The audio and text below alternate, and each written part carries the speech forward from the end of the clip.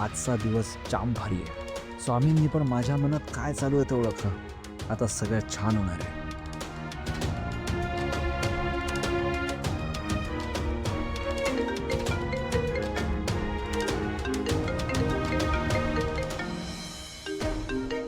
भावना मॅडमचा call. याच कधीतरी मी वाट बघत होतो. हॅलो.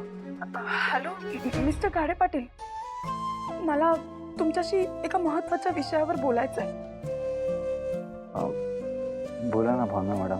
तुम्हाला आठवतंय एकदा तुमचा बघण्याचा कार्यक्रम ठेवला होता तुमच्या घरच्यांनी आणि तुम्हाला तो करायचा नव्हता. तुमच्यावर जबरदस्ती करत होते तुमचे घरचे.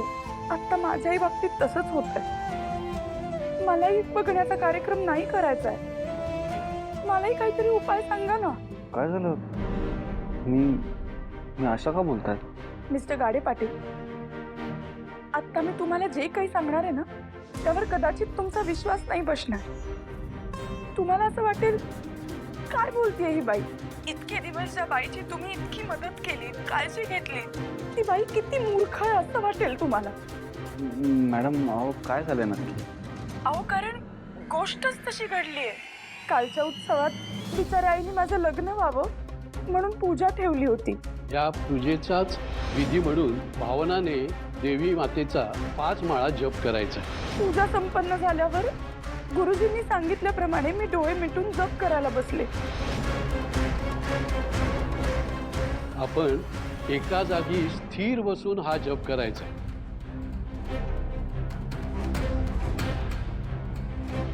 काहीही झालं तरी डोळे उघडायचे नाहीत असं मला सांगितलं होतं आणि मी पण अगदी मनापासून डोळे मिटून जप केलं. माझा जप करून झाल्यानंतर जेव्हा मी उठले ना तेव्हा मला माझ्या गळ्यात मंगळसूत्र दिसलं.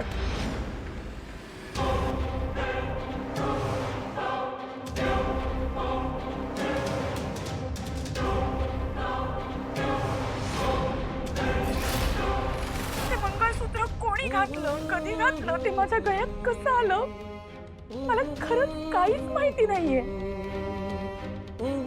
इतक्या वर्षात माझं लग्न होत नाही, माझ्या पत्रिकेत दोष आहे म्हणून लोकांनी मला खूप ऐकवलंय आणि आता तर मी एका अशा व्यक्तीच्या नावाचं मंगळसूत्र गळ्यात घालतेय जो कोण आहे हेही मला माहिती नाहीये. ही अशी घटना तुम्ही आधी कधी घडलेली पाहिली आहे?